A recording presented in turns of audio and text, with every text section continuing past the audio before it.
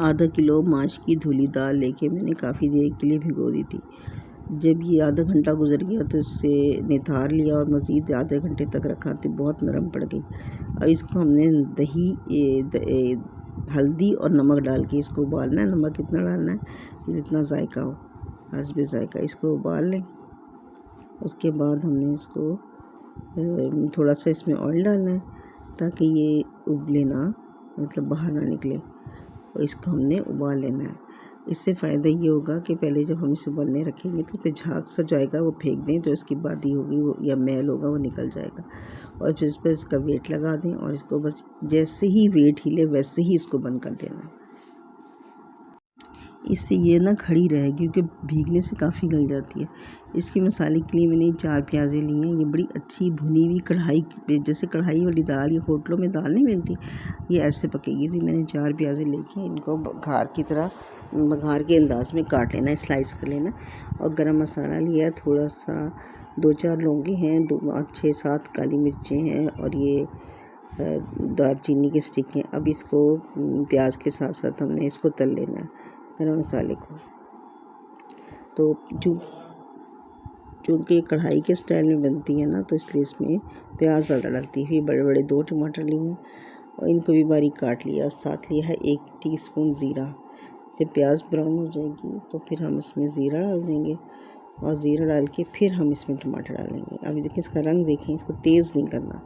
प्याज को तेज़ करने से सालन का रंग ख़राब हो जाता है। बस हल्का सा सुनहरी होगा तो ये ज़ीरा डाल दिया और इसको ज़ीरे को सुनहरी होने तक पकाना है। उसके बाद इसमें हमने डालना है टमाटर।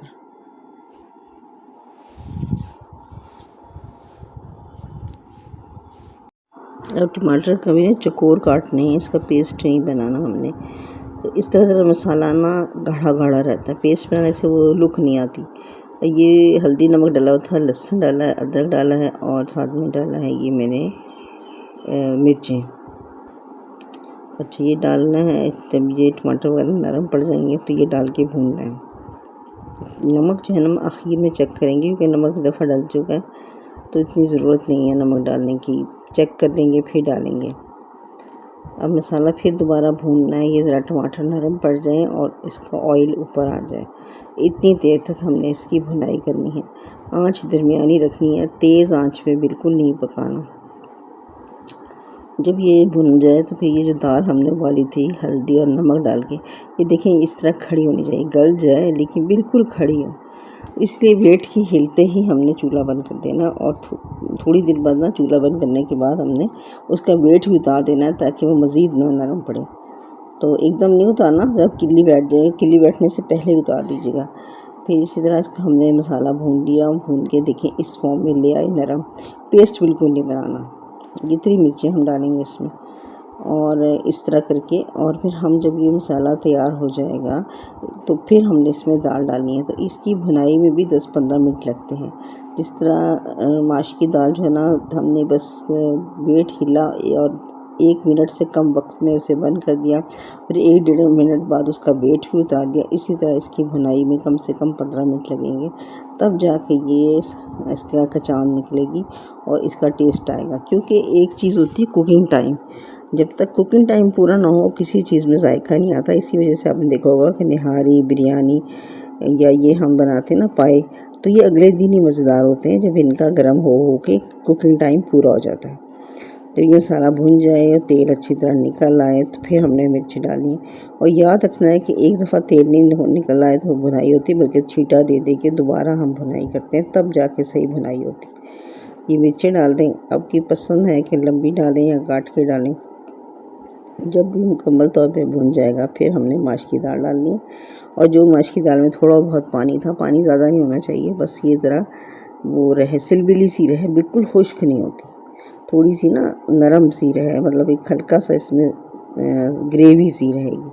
तो वो हमने इस हद तक रखना है। फिर इसको थोड़ी देर 15 मिनट फिर इसको हल्की आंच पे और ढक्कन खोल के पकाना है, वरना नरम पड़ जाएगी। और ये है पुदीना और धनिए से मिर्चें और अदरक ये मैंने आधी से ज़्यादा डाल दी थी। सिर्फ ये थोड़ा सा बचाया था, ये हमने डोंगे के ऊपर डालना है। जब सर्व करने लगेंगे तो तब हमने डालना है।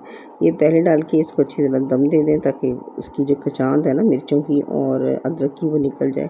और वैसे भी अदरक इसमें बहुत ज़्यादा पड़ता है, माश की दाल चूँकि बादी होती है, इसलिए जब भी हम इसको ढक देंगे, बंद कर देंगे और जब हमने ये डालना उस वक्त हम चूल्हा बंद कर दें, तकरीबन दाल हमारी रेडी हो। फिर सर्व करते वक्त थोड़ा सा बचाया था ये ऊपर से डाल दें।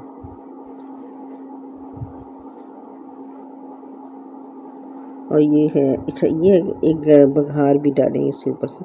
इसे मज़ीद अच्छा बनाने के लिए इसका मैं बघार तैयार किया था अलग से। हालांकि ये भून के मसाला बनाया था, लेकिन बघार से कुछ ज़्यादा ही लुत्फ़ आता है। देसी घी डाला था, ज़ीरा डाला था और ये कड़ी पत्ता, इसका बघार बनाया था। ये आप डालें। उसके बाद क्योंकि ये तो सारा जो होता है ना देसी घी में अच्छा लगता है, लेकिन सेहत की वजह से डालते ही नहीं।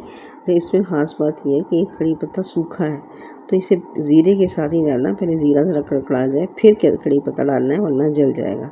अब ये देखिए डल गया। अब ये ऊपर से जब बघार लगेगा और उसके बाद उसका हम ढक्कन बंद कर देंगे तो इसके अंदर खुशबू उसकी बस जाएगी।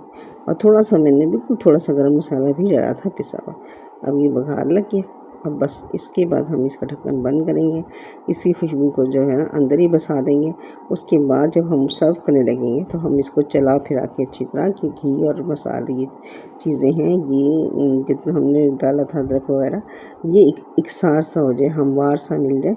और फिर बस सर्व करते वक्त आप इसको जो लहसुन हमने बचाया था अदरक और हरी मिर्चें, पुदीना, वो सर्व करते वक्त बस उतारना है।